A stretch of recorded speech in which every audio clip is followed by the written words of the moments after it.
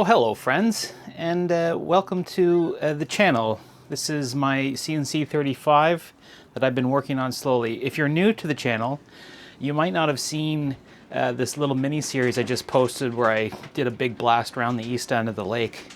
And a lack of a functioning fuel gauge was a source of tremendous anxiety for at least 2 days on that trip. So I'm here today to remedy that situation. Hopefully. Part of the puzzle, I think, is this piece here, which is a new Reed style fuel gauge sender.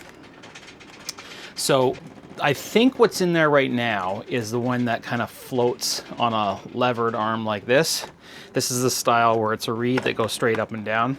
The thing to know about this style is you have to measure your tank because they come in various depths. This one's a 10-inch depth. Now, I bought a 10-inch depth even though my tank is 12 inches deep.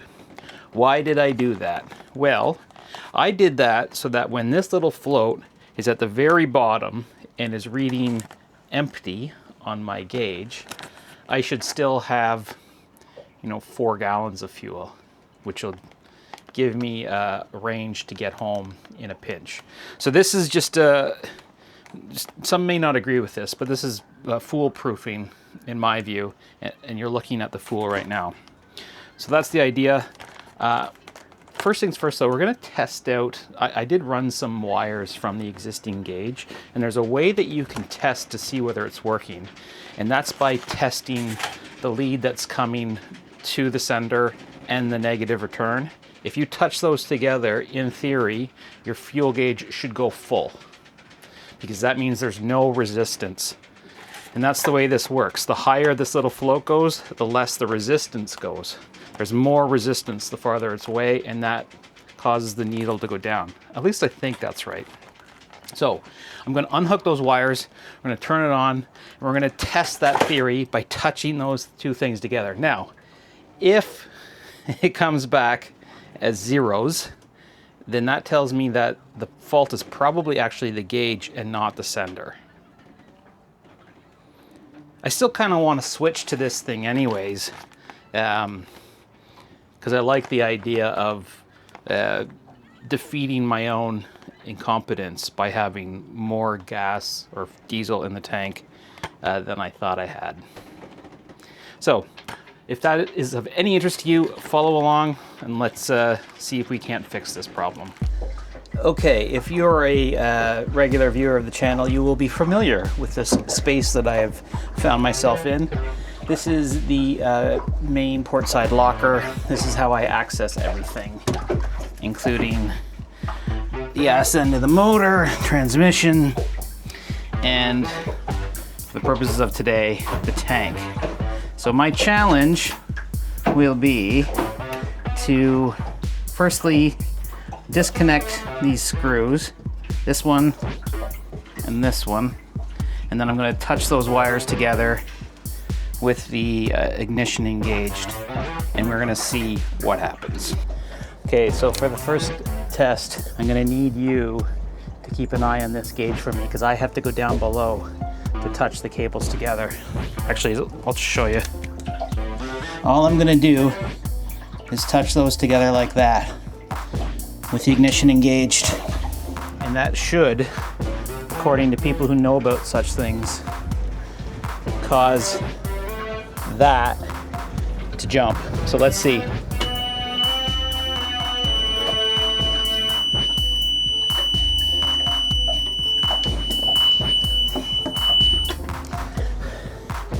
Did it work? I have no idea. I have to watch the video back. So it kind of looked like it worked, yeah? Is that what you got from that? I mean, it wasn't steady, but this old piece of crap is an old piece of crap. So, I'm hoping that if I can get this thing out, put that new guy in there, we might be in business. One problem I'm having with this thing, however, is access. It is not easy to get to. I've got this little cutout, which I hope you can see. Can you see? I don't know. What can you see right now? Yeah, you can see that. So this cutout, I guess, is intended, well, it's in part for this transmission cable that's coming down at an angle, but I guess it's also to help me get a little bit of access there. I don't know, were they that kind to the owners? Let us have a modicum of access? Ugh, it's not great.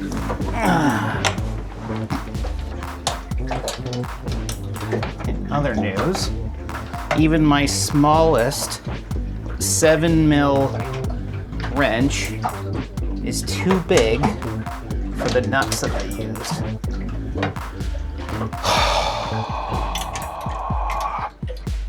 What's so fun is if you don't have the right tool down here, you get to work your way out of this coffin and go back up top. I have needle nose, there's no way that's gonna work, right?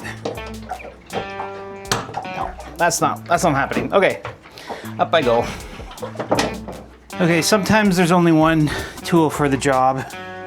They're not a precision tool, but when you need vice grips, you need vice grips. That's just the way it is. Ah, this is such a pain in the butt. Made more fun by its location. Ah, there's that smell. There's that diesel smell. Oh my God. For any of you aspiring sailors out there, I hope that this video is instructive and you realize that it's not all champagne and caviar. Is this riveting TV or what? Okay, here's a moment of truth. All of the bolts are out. Now, oh yeah, I forgot the fact that this thing's probably been on for 40 years and is not gonna want to come out. Oh! Okay. Okay.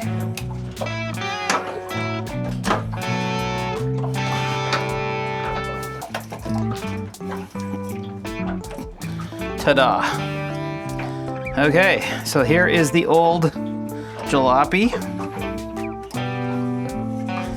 that I suppose is garbage. Who knows? Maybe just finally gave up the ghost. Now the challenge is going to be getting the new one in. I'll be back. Okay, so I was promised plug and play, and I think we're there, because these holes, if I do it in the right way, line up. This is the old gasket, this is the new gasket. So, that's good. Wipe this down. How do I let you in without making you an annoyance? Let's try that. Alright, so I'm gonna come in here and line up these holes. I hope. I hope. Now the next challenge is feeding this guy, ouch, down into it.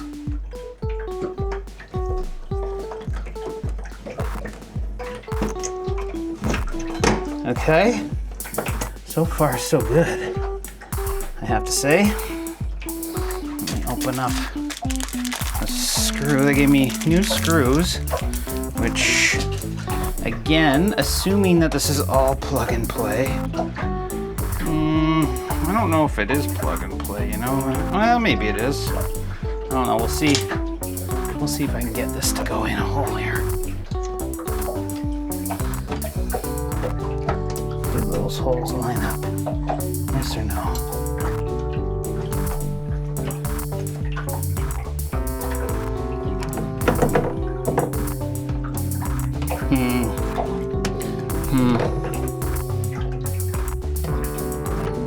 no matter. We can reuse the old bolts, right? Why can't we?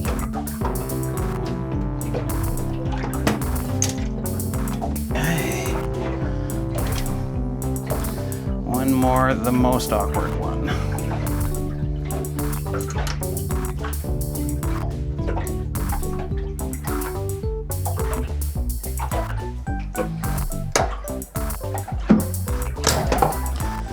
Okay.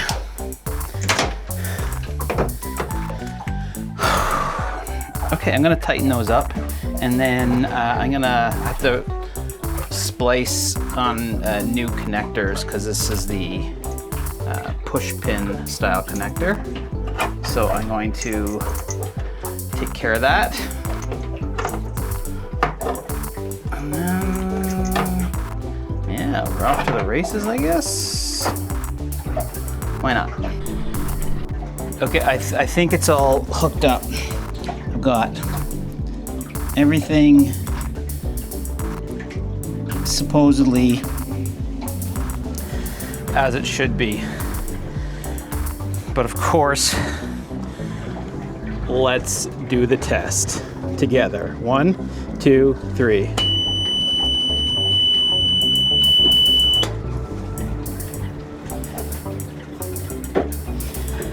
Is it accurate? No. Does it show me that I have fuel? Yes. Is that a huge win? Uh-huh. Does this deserve a like and subscribe? Probably. See you in the next one.